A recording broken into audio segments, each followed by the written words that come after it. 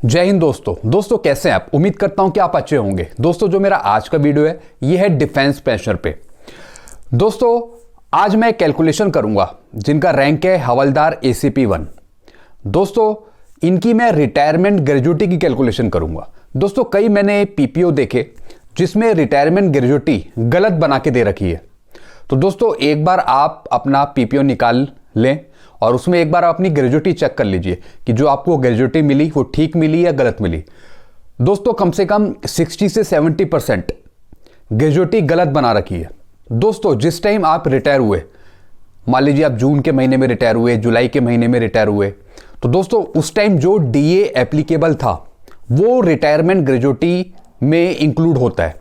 लेकिन कई पीपीओ मैंने चेक करे उसमें डीए इंक्लूड ही नहीं है, उसमें पता नहीं कौन सा डीए ले रखा है। तो दोस्तों एक बार आप अपनी ग्रेजुएटी जरूर चेक कर लें कि आपको रिटायरमेंट ग्रेजुएटी कितनी पे हुई। और अगर कोई फैमिली पेंशनर है, अगर उन्हें डेथ ग्रेजुएटी मिली है तो वो भी चेक कर लीजिए दोस्तों।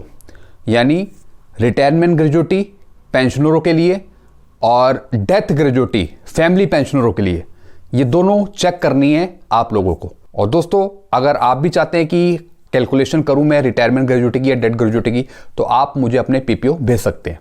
तो चलिए दोस्तों मैं एक कैलकुलेशन करता हूं।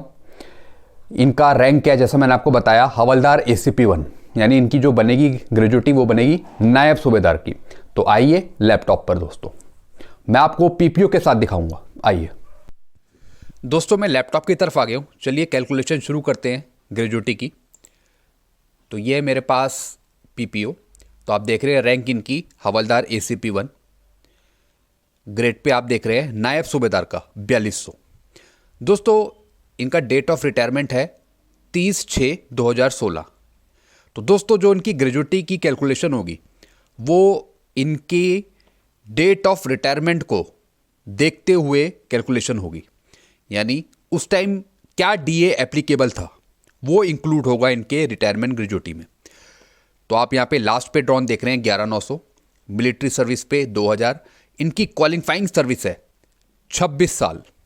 तो दोस्तों ग्रेजुएटी कैलकुलेशन के लिए ये सबसे इंपॉर्टेंट पार्ट है, नेट क्वालिफाइंग सर्विस। तो आइए कैलकुलेशन कर लेते हैं। तो दोस्तों मैं दो तरीके से इसमें कैलकुलेशन करूंगा।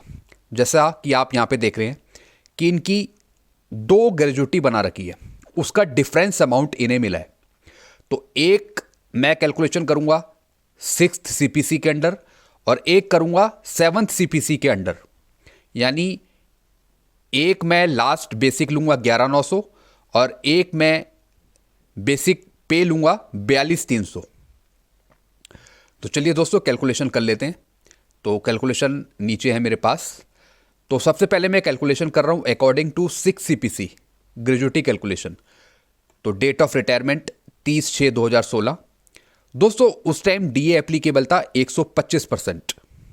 तो दोस्तों एक बार आप अपना पीपीओ निकाल के जब आपको ग्रेजुएटी मिली तो एक बार आप उसमें देख लीजिए कि डीए इंक्लूड है या नहीं है।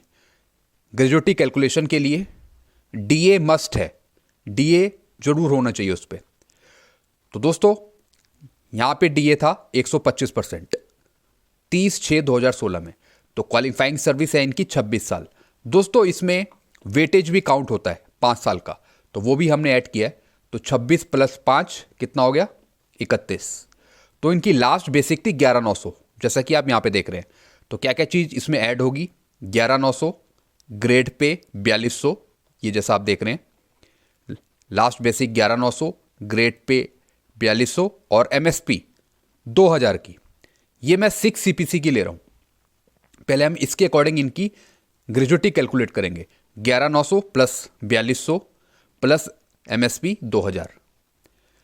दोस्तों अगर क्लासिफिकेशन अलाउंस भी है तो वो भी इसमें ऐड होती है, लेकिन ये है नायब सूबेदार, इसलिए जेसीओस की क्लासिफिकेशन अलाउंस नहीं ऐड होती है। सिर्फ हवलदार तक ही क्लासिफिकेशन अलाउंस ऐड होगी, उससे ऊपर नहीं होगी। तो यहाँ देखिए आप, लास्ट बेसिक 11900, 4200 और एमएसपी 2000, तो टोटल आ गया 18100। दोस्तों अब इस 18100 पे हमने डीए लगाया कितना, उस टाइम कितना था, 125%। तो 125% हमने लगा लिया, तो आ गया 22,625। अब 18,100 + 22 625 टोटल करा तो आ गया 4725। अब दोस्तों ये फॉर्मूला है, आप देख रहे हैं। तो टोटल हमने क्वालिफाइंग सर्विस ली 31, इनकी थी 26, लेकिन उसमें वेटेज ऐड किया 5 साल का, तो टोटल हो गया 31। तो हमने 31 लिया। तो आप देख रहे हैं 4725 इंटू 31 डिवाइडेड बाई 2, तो इनकी ग्रेजुएटी निकल के आ गई 631 238, जैसा कि आप यहां पे देख रहे हैं दोस्तों, 631 238, यानी ये बिल्कुल ठीक है। अब करेंगे हम 7 CPC के अकॉर्डिंग, यानी जो बेसिक पे बनाई इनकी 42,300, इसके अकॉर्डिंग इनकी कितनी बनती है। तो दोस्तों यहां पे देखिए आप, according to 7 CPC gratuity calculation, last basic इनकी बनाई 42,300, 11,900 को लेकर इनकी फिक्स करी 42,300। तो दोस्तों 42,300 प्लस इसमें MSP 5,200 की। दोस्तों अब आप सोच रहे होंगे कि हमने इसमें ग्रेड पे क्यों नहीं ऐड किया। दोस्तों 7 CPC में ग्रेड पे था ही नहीं, इसलिए सिर्फ लास्ट बेसिक आएगी और MSP आएगी 5,200 की। तो टोटल आ गया 47,500। तो सिंपल सी कैलकुलेशन, 47,500 इंटू 31 टोटल हमने लिया और डिवाइडेड बाई 2, तो इनकी बन गई 736,250। तो दोस्तों यहां पे आप देख रहे हैं कितनी बनाई है, 736,250। दोस्तों अब इन दोनों का जो डिफरेंस हुआ ग्रेजुएटी का, वो इन्हें पे होगा। तो वो भी मैंने कैलकुलेट किया नीचे, difference gratuity amount to be paid 736,250 ये माइनस 631,238, तो इनको जो पे होगा वो होगा 10,5012, 1,05,012। दोस्तों ये यहां पे लिख रखा है 1,05,012। तो ये इन्हें डिफरेंस ऑफ ग्रेजुएटी का अमाउंट पे होगा इन्हें। तो दोस्तों ये तो इनको ठीक मिली ग्रेजुएटी जब उस टाइम ये रिटायर हुए कैलकुलेशन के हिसाब से। तो एक बार आप अपना PPO निकालें, जैसा मैंने आपको बताया 60 से 70% गलत कैलकुलेट कर रखी है ग्रेजुएटी। इसमें तो DA ठीक लगा रखा है इन्होंने 125%, इसमें तो इन्होंने DA 125% ठीक लगा रखा है, लेकिन कई PPO में पता नहीं कौन सा DA लगा रखा है, मैंने चेक करा है। तो एक बार आप अपनी ग्रेजुएटी कैलकुलेशन के लिए एक बार आप अपना PPO देख लीजिए, ये आपके PPO में कितना ग्रेजुएटी अमाउंट फिक्स है, कितना आपको दे रखा है। तो अगर ये गलत साबित होता है तो आप ठीक करवा के आप ले सकते हैं अपने PCDA या फिर रिकॉर्ड ऑफिस बात करके। तो दोस्तों ये मैंने आपको कैलकुलेशन दिखाई DCRG की। तो इसके रिगार्डिंग आपको कुछ पूछना हो तो डायरेक्ट आप मेरे को कमेंट कर सकते हैं। वीडियो अच्छा लगता है तो वीडियो को लाइक करें और चैनल को आप सब्सक्राइब करें। Thank you very much.